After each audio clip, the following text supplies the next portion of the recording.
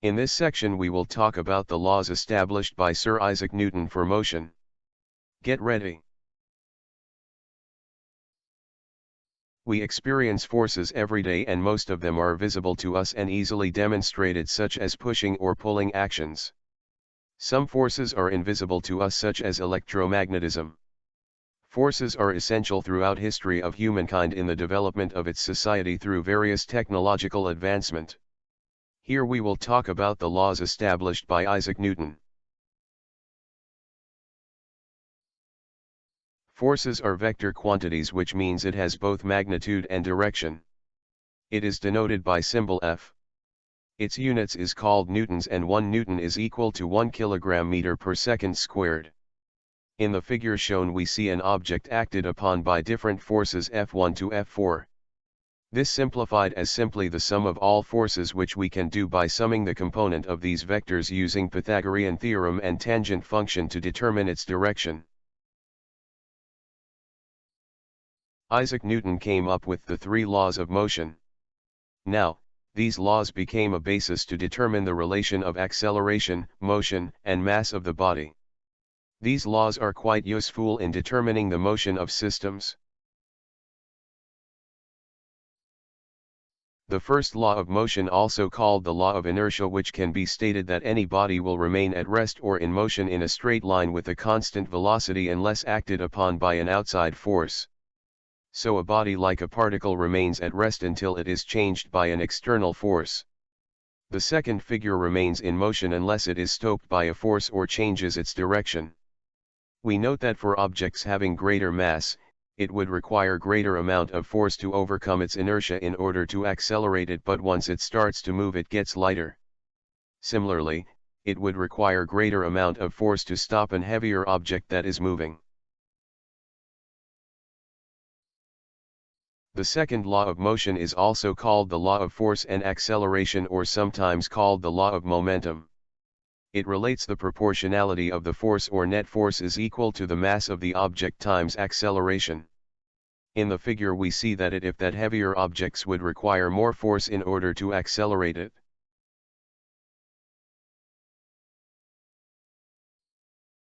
When we say net forces, we simply mean external forces and excludes intermolecular forces or forces that atoms and molecules interact with one another.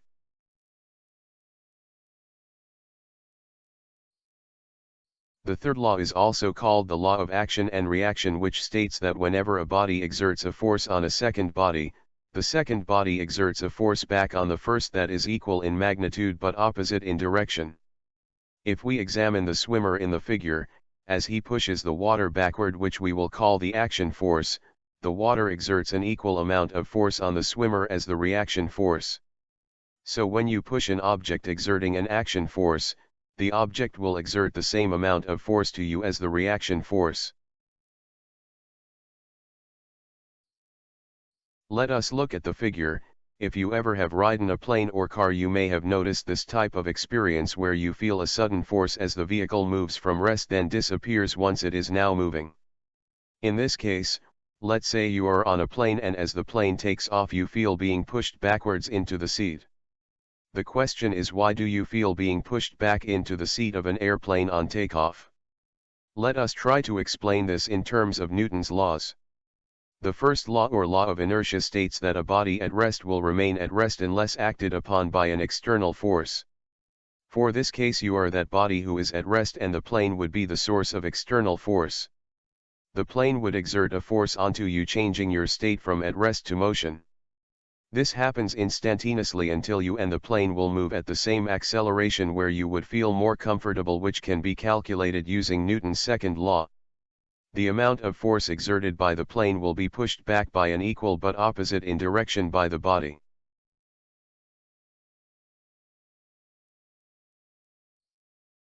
Here we introduce an approach that reduces complex figures into a much simpler version. The free body diagram, or FBD for short, is a graphical method that allows users to simplify figures by representing the object or even projectiles to dots and forces to arrows. Shown in the figure is a block of mass being pushed by an external force F. This block will also be exerting a weight and normal force, and experience a resistance by friction force. When it is drawn using FBD in a Cartesian coordinate system, it is reduced to a much elegant simple figure. So, we will be using FBD as part of writing solutions to our problems when needed.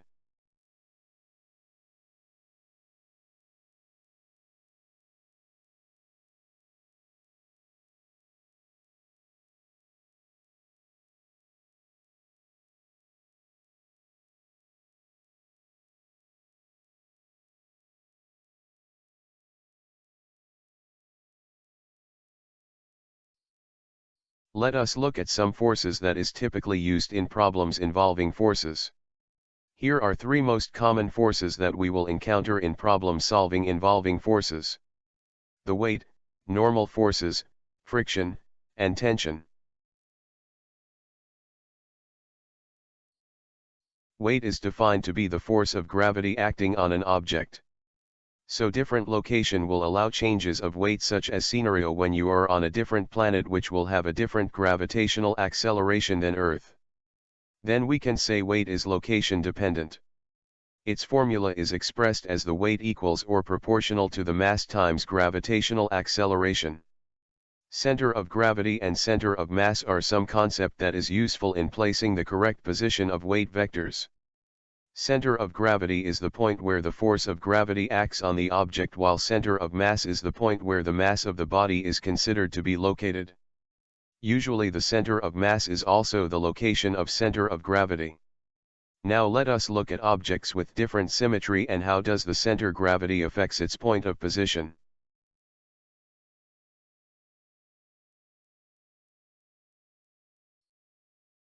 For symmetrical objects like a sphere or a box of equal lengths, the center of gravity would be at the center.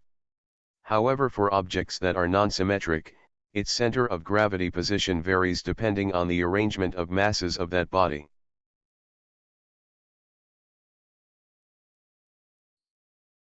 The next type of forces is the commonly used in problems relating to forces and surfaces.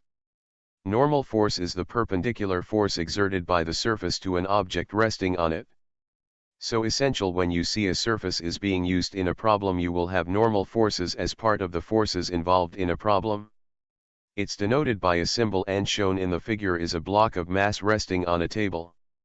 This block has a mass, so it will have a weight force directed downwards by the presence of gravity.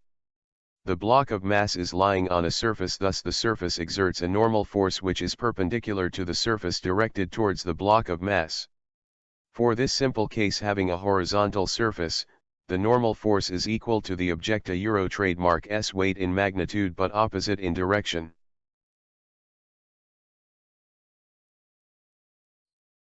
Friction force are present when two or more surfaces are in contact with one another. There are two types of friction force: the kinetic and static friction.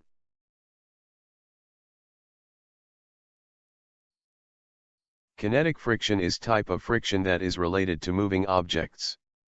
As the nature of friction, it always opposes the dominant force, so its direction is in opposite with that force or opposite with the motion of the object. It is symbolized by Fk, which is equal to the coefficient of kinetic friction times the normal force. The coefficient of friction varies for different type of surface in contact with one another, and that is the reason why some surfaces are so slippery due to low coefficient between surfaces.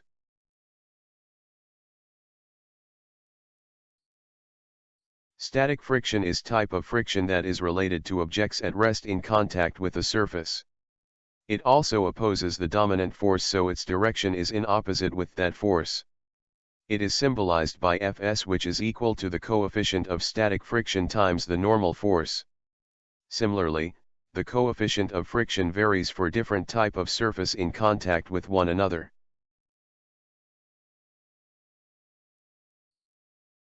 Here we compare the different pairs of surfaces and their corresponding coefficients. As you can see, different pair of materials have different values coefficient of friction. Typically, the ones with the smaller values of coefficient for both kinetic and static friction are the surfaces that are smooth.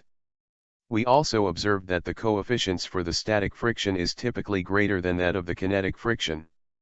This can be observed by the nature of static friction, which requires more force to move an object and requires less force to maintain the motion of that same object. You can test this by trying to move a heavy table, and you will notice that it is difficult to initially move it, which is due to the higher static friction force. However, once the table gets moving, it is comparable easier when it was at rest, and this is due to the lower kinetic friction force.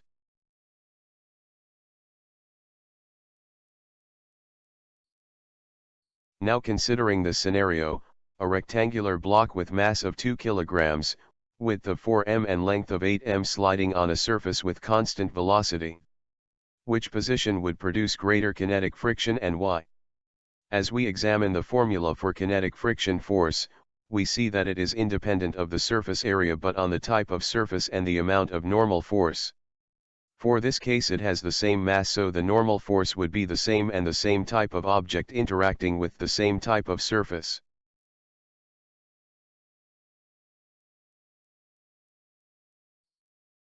Tension force is another type of force you will encounter here. So, tension comes from a Latin word which means to stretch thin. This force is usually present when dealing with problems having objects like string, rope, cable, chains, and muscles. It is symbolized by T. Its nature is usually in the opposite direction of a certain force connected to it, such as the bucket containing some mass that is connected to a rope that is hanged on ceiling. So the rope will experience a tension force brought about by the presence of the bucket. Human muscles also experience tension when lifting objects, and our muscles can be stretched or contracted due to the action of lifting objects.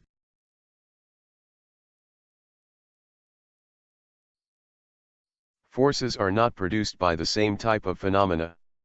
As we learned earlier, weights are produced due to the presence of gravity acting on the body, so for this case it is due to gravitational force. While the friction is brought about molecular forces on the surface of the material. Similarly, for the tension it is due to the cohesive atomic and molecular forces acting on the string. So both friction and tension are due to electromagnetic force. Thank you, and I hope you learned something new today. For questions and comments you may send them to diyeslearningstuff@gmail.com. You may review the slide on YouTube at Diyes Learning Stuff. Note, please do not forget to use your school email. Also write your complete name and class section. Thank you for listening, and see next module.